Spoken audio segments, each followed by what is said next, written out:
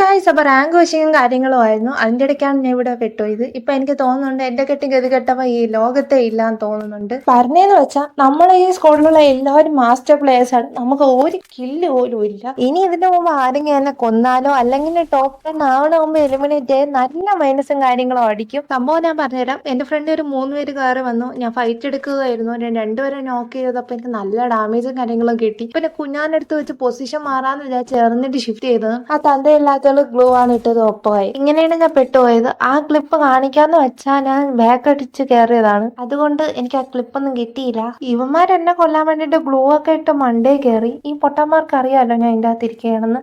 പിന്നെ ഇവന്മാരെ മണ്ടേ കയറി എന്തിനാ?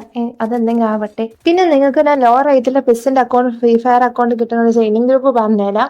ട്രസ്റ്റഡ് ആണ്. നമ്മുടെ സ്പോർട്സാറിന്റെ സെയിലിംഗ് ഗ്രൂപ്പാണ്. പുള്ളിക്കാരന്റെ നമ്പർ ഞാൻ കമന്റ് ബോക്സിൽ കൊടുക്കാം. വാട്സ്ആപ്പ് ഗ്രൂപ്പിന്റെ ലിങ്ക് ബയോയിലും കൊടുത്തേക്കാം. പിന്നെ ജോയിൻ ചെയ്യാൻ താല്പര്യമുള്ളവർ ജോയിൻ ചെയ്യുക. ഇതിന്റെ ഇടയ്ക്ക് ഞാൻ എലിമിനേറ്റ് ആയി. ബട്ട് എനിക്ക് മൈനസ് ഒന്നും കിട്ടിയില്ല, പ്ലസ് ആണ് കിട്ടിയിട്ടുള്ളത്. അപ്പൊ ഇത്ര